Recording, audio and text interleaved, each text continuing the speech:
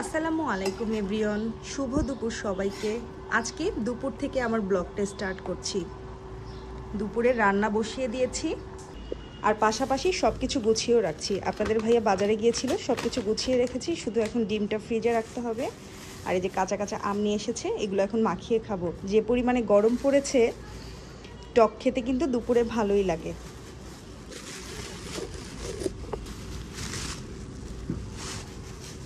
আম মাখানোর আগে আপনাদের ভাইয়াকে একটু বাঙ্গি কেটে দিব।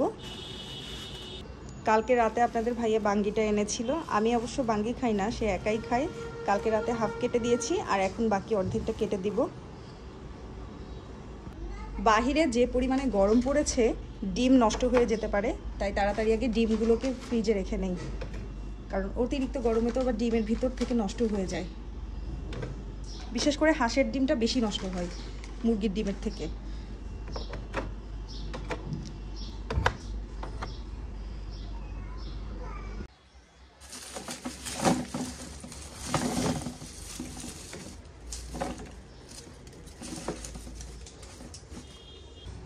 হনুফা পাবদা মাছগুলো কেটে দিল আর এগুলো এখন ফ্রিজে রেখে দিব।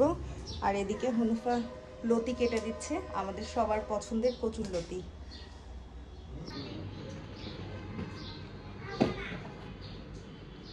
এখন আবার সবাই ঠান্ডা ঠান্ডা মিরেন্ডা খাবো, না সরি ফান্টা।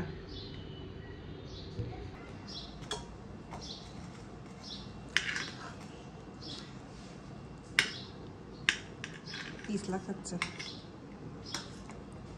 পিস পিস করে দিব না এমনি থাকবে? বাঙ্গিতে কোনো মজা আছে? তরমুজি তো মজা, অবশ্য বাঙ্গিটা ঘ্রাণ আছে। আরাস, তুমি কি বাঙ্গি খেতে চাও? তুমি কি তরমুজ পছন্দ করো নাকি বাঙ্গি? তরমুজ, এটা তোমার পাপার খুব পছন্দ। মিষ্টি আছে বাঙ্গি,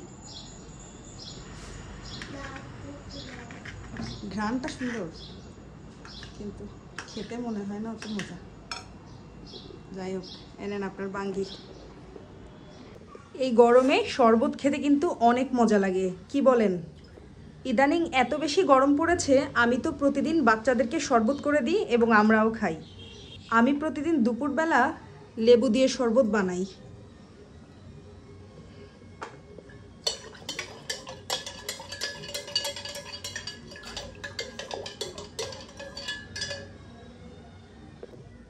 আজকে সাথে একটু ইসবগুলের ভুসিও দিব। ইসবগুল কিন্তু আমাদের শরীর ভিতর থেকে ঠান্ডা রাখতে সাহায্য করে।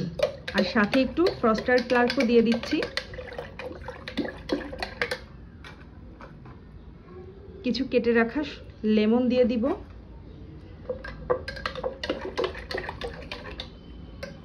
তো এই যে আমার শরবত রেডি, এখন আমরা শরবত খাবো সবাই।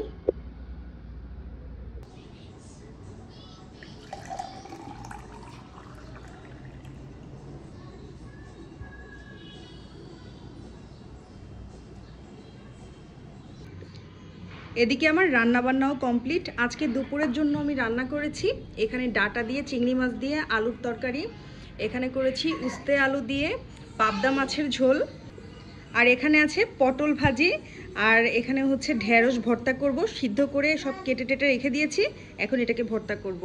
তো আজকের ভিডিও এখানেই শেষ করছি। সবাই ভালো থাকবেন, সুস্থ থাকবেন, আল্লাহ হাফেজ।